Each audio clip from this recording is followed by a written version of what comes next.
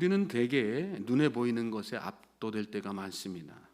하나님을 부인하는 악한 세상에서 믿음 때문에 어렵고 곤란한 상황에 처하게 될 때가 있지요. 때로는 앞이 캄캄한 절망적인 상황에 빠지게 됩니다. 시인은 그런 상황에서 하나님을 신뢰합니다.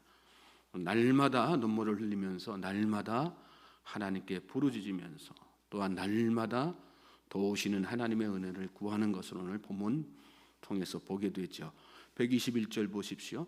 내가 정의와 공의를 행하였사오니 나를 박해하는 자들에게 나를 넘기지 마옵소서. 도저히 납득할 수 없는 상황이죠. 시인이 행한 것은 정의와 공의뿐이었는데 돌아온 것은 박해였습니다.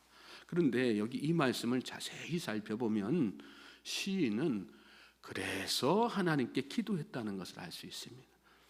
그래서 박해하는 자들을 대적하거나 그래서 자신의 삶을 한탄한 것이 아니라 그래서 하나님께 부르짖으며 박해하는 자들과 교만한 자들에게서 구원해달라고 간청하는 것을 말씀 가운데서 보게 된다는 말씀이죠. 우리가 하나님의 뜻을 구하며 살아갈 때 여러분 모든 일이 잘 풀리면 얼마나 좋겠어요. 내가 기대한 대로, 내가 바라는 대로, 내가 소망하고 소원한 대로, 기도하는 대로. 그게 나 개인의 인간적인 영역을 위한 것도 아니고 말씀 붙잡고 하나님이 기뻐하시는 대로 하나님의 영광을 위한 것일진데 더더욱 그런 기대가 우리 마음속에 있는 것 아니겠습니까? 그런데 막상 현실은 그렇지 못할 때가 참 많습니다. 오히려 도저히 납득할 수 없는 내 생각, 내 이성으로 이해할 수 없는 거센 도전들이 쓰나미처럼 밀려올 때가 더 많은 것이 현실입니다. 그런데 그때 우리가 먼저 해야 할 일이 뭘까요? 그 도전에 직면해서 싸우는 것이 아니라 하나님을 찾는 것이라는 거예요.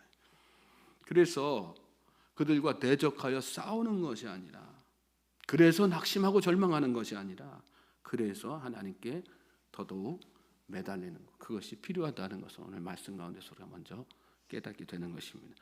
122절 보십시오. 주의 종을 보증하사 복을 얻게 하시고 교만한 자들이 나를 박해하지 못하게 하소서. 여기 말씀에 보면 특별히 시인이 하나님 앞에서 자신을 부르는 호칭이 있죠. 바로 주의 종이라고 하는 말. 주의 종을 보증하사. 124절에서도 주의 종에게 행하사, 125절에서는 나는 주의 종이오니 반복해서 자신이 주님의 종임을 강조하고 있습니다. 주의 종이란 하나님을 전적으로 신뢰하는 믿음의 사람, 자신의 삶을 온전히 주님께 의탁한 사람, 말이나 일이나 주님의 영광을 위해서 사는 사람을 말씀하는 것이죠. 하나님은 하나님을 신뢰하면서 따르는 자들에게 특별한 은혜를 주십니다. 그런데 그 은혜는 우리의 죄와 인간적인 욕망을 만족시키기 위한 것이 아니라 오히려 불의한 세상에서 낙심하지 않고 하나님만을 의지하게 하는 은혜이고 능력이는 것을 여러분 믿으시기 바랍니다. 대적하고 다투고 혈기를 쏟아내는 것이 아니라 참고 인내하여 화평의 열매를 거두게 하는 능력, 다른 사람에게 주시는 능력이 아니라 종된 자들에게 주시는 능력, 내가 주님의 종이라고 고백하며 나아가는 자들에게만 주시는 놀라운 능력인 것입니다. 그렇습니다. 주님은 당신의 종에게 당신이 원하시는 삶을 살 수 있도록 그런 능력을 주시는 것입니다.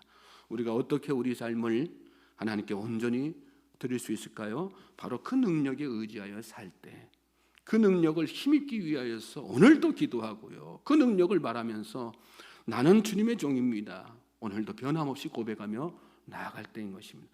저는 저와 여러분이 오늘도 그 고백으로 나아갈 수 있게 되기를 주님의 이름으로 소망하고 축복합니다. 우리는 주님의 종이에요. 믿습니까? 내 능력으로 사는 사람들이 아니라 주님의 능력으로 하루하루를 살아가는 사람이란 말씀이죠. 126절 보세요. 그들이 주의 법을 폐하였사오니 지금은 여호와께서 일하실 때니이다. 지금은 여호와께서 일하실 때니이다. 우리가 잘 아는 말씀이지만 이 새벽에 말씀 묵상하면서요, 이 말씀이 그렇게 제 마음속에 감동으로 다가오는지. 세상은 권력자에 의해서 세상의 방법대로 움직이는 것처럼 보입니다. 또 그런 어떤 세상 돌아가는 상황을 보면요, 주의 법은 아무런 소용이 없고 또 악인들이, 처세에 강한 사람들이 오히려 승승장구하고 득세하는 것처럼 보입니다.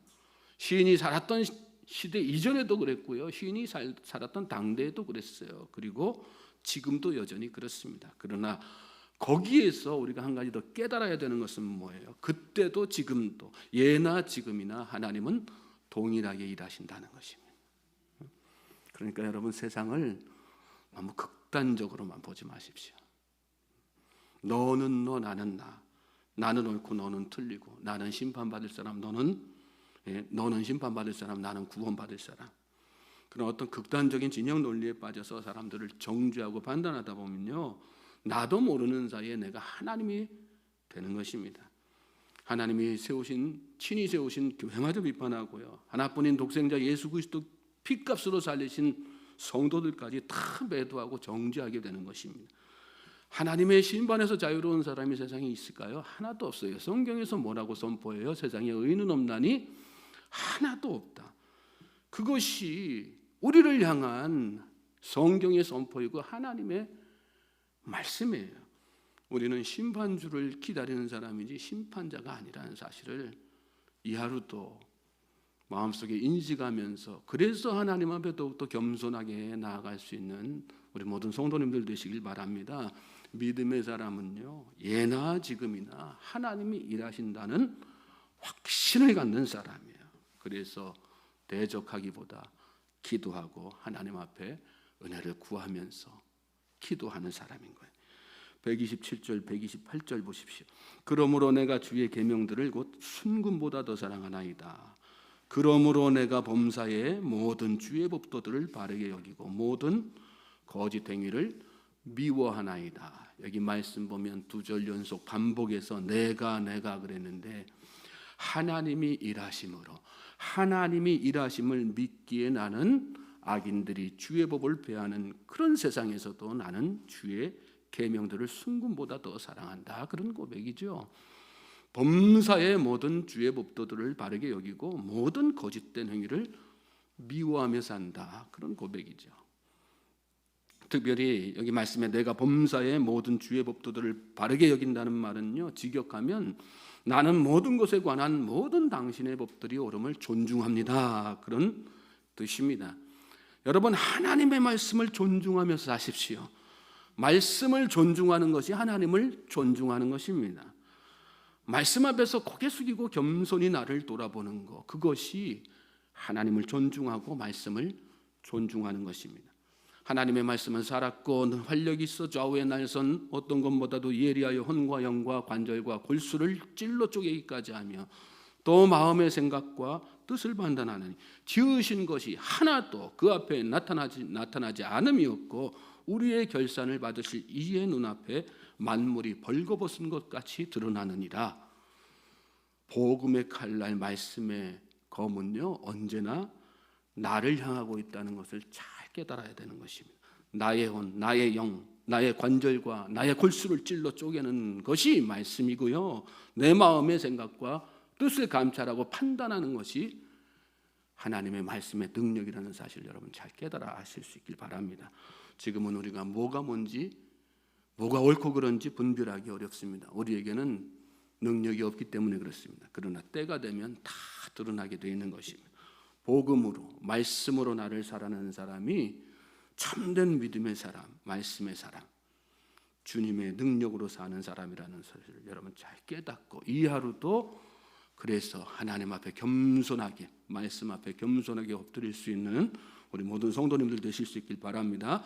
특별히 그런 사람들에게는 주님이 함께 하시는 증거들이 나타납니다. 구체적으로 어떤 증거들 나타날까요? 129절에서 131절 보면 주의 증거들은 놀라움으로 내 영혼이 이를 지키나이다.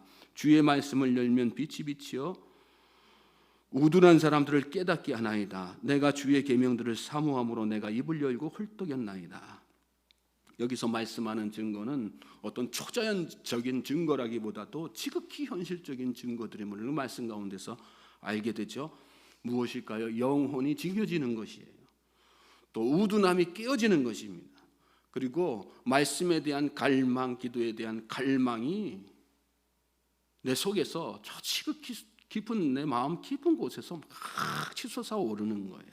131절 끝에 보시면 내가 입을 열고 헐떡였나이다 그랬는데 한여름에 찌는 듯한 그 중동 날씨가 얼마나 뜨겁습니까? 그 뜨거운 열기 같은 바람 가운데 찌들리면서 한 줄기 시원한 물을 갈망하는 그런 마음, 그게 진짜 갈망이거든요. 그런 영적 갈망이 내 안에 샘솟듯이 일어난다는 말씀.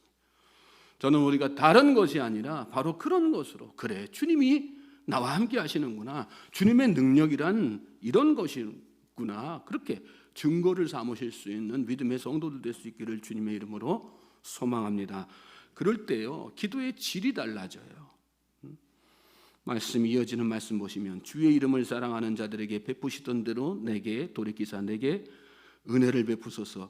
나의 발걸음을 주의 말씀에 굳게 세우시고 어떤 죄악도 나를 주관하지 못하게 하소서. 사람의 박해에서 나를 구원하소서. 그리하시면 내가 주의 법도들을 지키리이다. 주의 얼굴을 주의 종에게 비추시고 주의 율례로 나를 가르치소서. 그들이 주의 법을 지키지 아니하므로 내 눈물이 시냇물 같이 흐르나이다. 말씀 보면 주님의 은혜를 구하죠. 또 나의 발걸음이 말씀에 굳게 세워지기를 하나님 앞에 구하는 것을 보게 돼요. 또 어떤 죄악도 나를 주관하지 못하도록 시험이 오나 박해가 오나 실족하지 않고 날마다 구원받은 자의 삶을 하루하루 살아갈 수 있기를 하나님 앞에 기도하는 거예요. 나아가서 주의 법을 지키지 아니하는 자들을 정죄하고 판단하기보다요 그들을 위해서 시냇물같이 줄줄 흐르는 큰 눈물을 흘리면서 중보하는 기도로 기도의 질이 완전하게 바뀌는 것을 오늘 말씀 가운데서 보게 되죠. 예수님이 한 번은 제자들과 함께 변화산에 올라가셨어요. 그때 거기서 놀라운 하나님의 영광을 다 체험하시지 않습니까? 그 영광이 얼마나 좋던지 베드로는 거기 주님께 주님 여기가 좋사오니 여기서 우리 영원토록 사십시다. 조막 짓고 여기서 제가 주님 모시고 살겠습니다. 그런 고백했어요. 그런 어떤 영광스러운 체험, 그만큼 그 변화산의 체험이 놀랍고 영광스러웠다는 얘기죠. 주님이 그런 어떤 제자들과 함께 그런 놀라운 영광을 체험하시고 나서 산 아래로 탁 내려오셨어요. 그런데 그 산 아래에서 벌어졌던 현장들은 어떤 현장들이었습니까? 그 산 위에서 받은 은혜, 산 위에서 받은 체험한 그 놀라운 영광이 한순간에 다 깨어져 버리는. 근데 중요한 것은 그런 장면들을 바라보면서 그런 삶의 현장, 현실을 바라보면서 주님이 어떻게 하셨어요? 그들을 향해서 눈물의 기도를 하셨다는 거. 잘 기억해야지 됩니다. 그들을 책망하고 정죄하기보다 도리어 그들을 위해서 눈물을 흘리신 주님. 오늘 시인의 마음이 바로 그런 마음이었어요. 부조리한 세상을 바라보면서 악한 세상을 바라보면서 우리가 진짜 믿음의 사람이라면 무엇을 해야 될지를 분명하게 명확하게 깨닫게 하는 그런 말씀 아니겠어요? 저는 오늘 이 새벽이 그러므로 말미암아 악한 세상을 향해서 우리가 대적하려는 마음, 정죄하려는 마음, 판단하려는 마음이 아니라 그들을 부여잡고 가슴속에 품고 눈물을 흘리면서 시냇물처럼 강같이 눈물을 흘리면서 하나님 앞에 엎드려 기도할 수 있는 그런 복된 시간 되기를 주님의 이름으로 소망하고 축복합니다. 그게 바로 말씀으로 사는 사람, 주님의 능력으로 사는 사람, 올바른 믿음의 사람인 것입니다. 주님은 그런 사람들과 함께 하신다는 사실을 잘 기억하시고 오늘 하루도 그렇게 주님과 말씀과 동행하며 사는 우리 모든 성도님들 되시기를 다시 한번 주님의 이름으로 소망하고 축복합니다.